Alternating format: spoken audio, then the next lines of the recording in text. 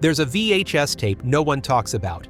It starts with a forest safety guide and ends with a man screaming as branches burst from his eyes. That's Gemini Home Entertainment, a cursed collection of analog nightmares pretending to be educational. But behind the grainy footage and calming voiceovers, monsters, real ones. From body-snatching imposters to a planet with eyes, we're exposing the creatures that never should have aired. Stay tuned. The worst one might already be in your house. Imagine if Earth had a stalker. Now imagine that stalker is an entire planet with 1,000 eyes, and it's watching us always. That's the Iris, the big bad behind every nightmare in Gemini Home Entertainment. It's not just floating out in space for sightseeing. The Iris is alive, conscious, and busy terraforming Earth into its own alien playground. The series never screams, "Hey, this is the villain," but through broken broadcasts and cursed footage, Deeproot Disease? That's the Iris. Wood crawlers? Made by the Iris. Your neighbor who hasn't blinked in 3 hours? Yup, probably Iris. It sends spores, takes over biology. Humanity? Just a side quest. The worst part? The Iris doesn't want to kill us. It wants to use us. You thought your ex was manipulative? Try competing with a sentient celestial body. You hear something crawling in your attic. You go to check. It's you. Same face, just wrong. That's a wood crawler, the kind of house guest that doesn't knock and definitely doesn't leave. Also called the Wretch by fans, these creatures look like human bodies put together by someone who failed biology class. Long limbs, twitchy movements, empty expressions.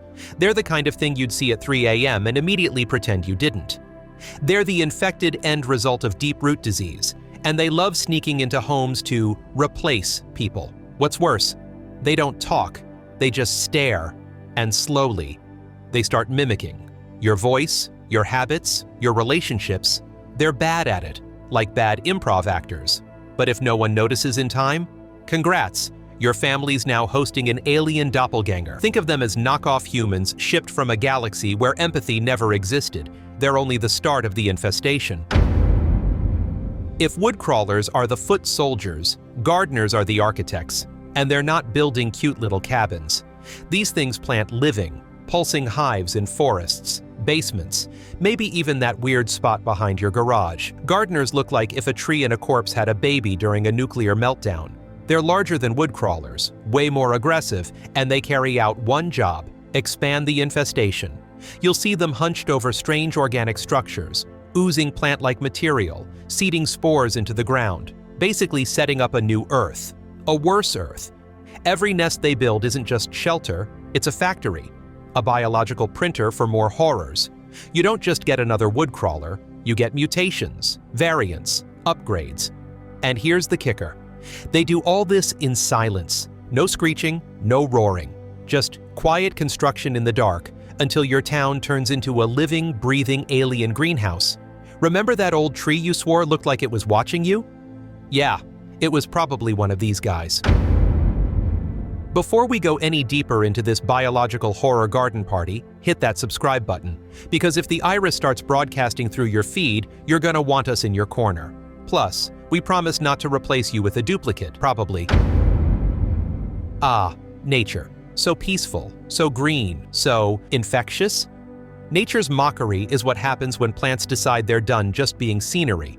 Alien flora unleashed by the Iris, and its favorite hobby is corrupting literally everything. Trees, infected, animals, mutated, humans. Hope you didn't like having skin. This isn't a virus. It's more like an idea that spreads through roots and spores. A whisper in your nervous system saying, "Wouldn't it be fun to be a shrub?" You'll see forests overrun with strange growths, wriggling vines, and moss that bleeds. People infected by it begin to act weird. Their skin starts sprouting growths, and eventually, they stop being people altogether. This is the starting point of Deeproot Disease, but we'll get to that horror show later. The name Nature's Mockery is perfect because it's a parody of life, green, thriving, and completely dead inside. So the next time you go hiking and the trees look too still, don't breathe too deep. That air might be planting something. You ever talk to someone and instantly feel like they're not really there? Like they learned to be human from watching old sitcoms on mute? That's a fake person, and they're not bad at pretending. They're almost good. These imposters are the most subtle horror in Gemini Home Entertainment. They show up in neighborhoods, at schools, even in family homes. They look normal, too normal. They speak in calm, pleasant voices. They remember birthdays, but they don't blink right. They stand a little too still. And if you push them on anything personal, static, nothing behind the eyes, they're thought to be part of the larger iris operation, maybe former humans, maybe shape-shifted wood crawlers. Either way, they're a virus wrapped in a smile. Their job? Blend in, build trust, and replace. Honestly, the scariest thing isn't what they do, it's how long it takes you to notice. By the time you figure it out, your best friend, your boss, even your mom, they might already be fake. Some things are buried for a reason. Old bones are exactly what they sound like. Skeletal remains, unearthed in Gemini Home Entertainment's faux documentaries. That should have stayed deep underground. But of course, someone had to go digging. These aren't your average fossils. They're massive, malformed, and inhuman. Skulls too wide, spines too long, jaws that unhinge in every direction. The creepiest part? These bones don't stay dead. Footage shows them twitching, moving, watching. They're strongly tied to the iris, possibly remnants of previous invasions or prototypes for the creatures we're seeing now, like cosmic leftovers reheated for a second apocalypse. One tape shows surveyors discovering a burial site, only for the scene to cut. Basically, if you find ancient remains on your next hike, walk away, fast, and maybe burn the trail behind you. If Gemini Home Entertainment had a mascot from hell, it'd be the Wretch. Long limbs, hollow stare, and skin stretched like old taffy. This thing isn't just scary, it's legendary. It's what fans remember most, and for good reason. It's the purest form of nightmare fuel in the whole series. The Wretch is often linked to wood crawlers, possibly a fully evolved or corrupted version. It doesn't sneak around like fake people or build nests like gardeners. It just stands there, twitching, watching, sometimes on a forest trail, sometimes on the side of the road, sometimes in your bedroom doorway. It doesn't talk, it doesn't chase, it just is, and somehow that's worse. The first time viewers spotted it in one of the VHS tapes, it was barely lit, just a shadowy figure outlined by static. And still, it scarred people. It's the kind of monster you dream about once, and then wake up afraid to look in the corner of your room. The Wretch isn't trying to pretend, it's here to haunt. It starts small, maybe a cough, a weird rash, a feeling that something's growing under your skin. Welcome to Deeproot Disease, Gemini Home Entertainment's signature illness, and one of the most disturbing slow-burn horrors in the series. This isn't your average cold. It's a biological override, courtesy of nature's mockery and the iris. The infection spreads through spores, often airborne or passed through contact with infected flora. Once inside, it changes you. Not mentally first, physically. Your veins darken, your limbs twitch, and then you stop being you. People infected by Deeproot Disease eventually become wood crawlers or worse, totally rewritten, inside and out.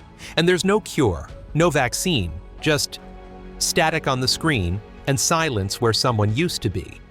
In one of the most haunting tapes, a young boy starts showing symptoms. The video ends with a message. Return all contaminated individuals to the forest. Not treat, not help, just dispose. If you start sneezing during a nature hike in this universe, don't bring tissues, bring a shovel. Gemini Home Entertainment isn't just scary because of the monsters. It's scary because it feels real. It crawls under your skin with VHS static and fake sincerity, and then it never leaves. The horror isn't jump scares or blood. It's the quiet realization that nature, people, even your own body can't be trusted anymore. From wood crawlers stalking your living room to the iris orbiting overhead, every part of this world is rigged against you. The monsters don't announce themselves. They just show up, stare, and wait. And that's what makes Gemini so unforgettable. So next time you find a dusty old tape labeled Outdoor Survival Tips, maybe leave it in the attic or burn it. Just don't press play. Anyway, which monster freaked you out the most? Drop it in the comments and let us know what cursed content we should break down next.